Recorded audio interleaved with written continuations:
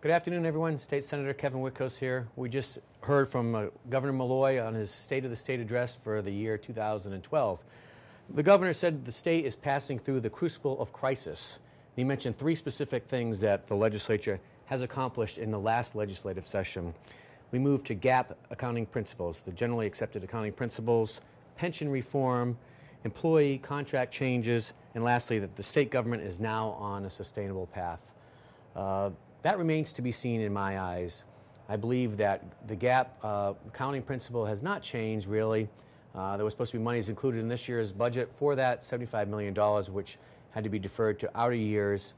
The pension reform, it comes down to, in my eyes, the problem is that this governor and the majority party has criticized the legislature for entering into a 20-year pension contract.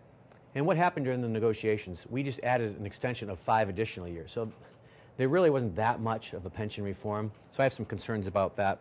I have some concerns that the state is on a sustainable path when there are projections, as we hear right now, that the state is going to end in a deficit this year. So that certainly is not a sustainable path for the state of Connecticut.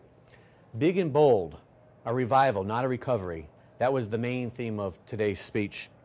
And I did like one of the 3 prongs that the governor spoke about as part of the revival process. One is fiscal discipline.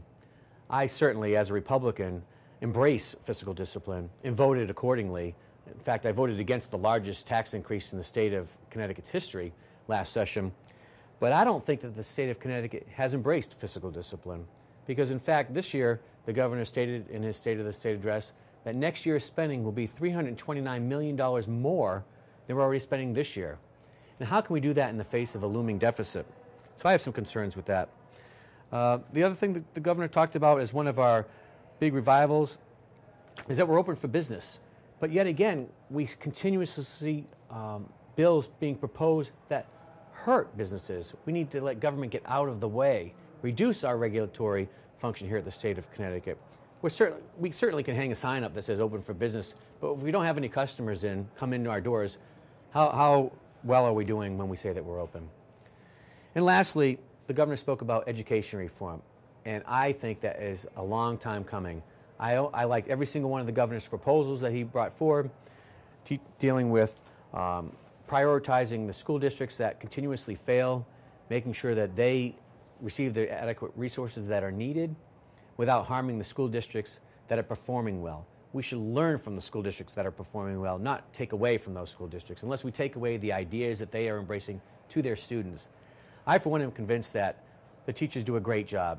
And part of the problem is from 3 o'clock in the afternoon till 7 o'clock in the next morning. And we have to focus some of our priorities on those hours because we see in the inner city schools, whether it's a charter school, a magnet school, or a parochial school, who teach students at 1/3 of the cost of the public schools, and the students are performing that much better. So therein lies the problem. It's not a money issue.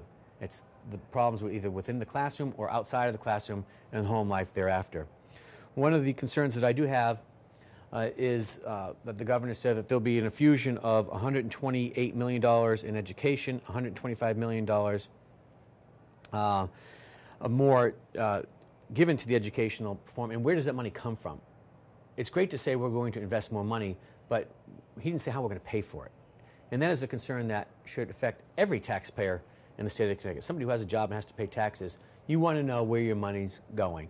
And I, for one, unless we see some reforms, I don't want to throw good money after bad because we've been in this system of funding poorly producing schools for a long time. And until we change that atmosphere, it's not going to change.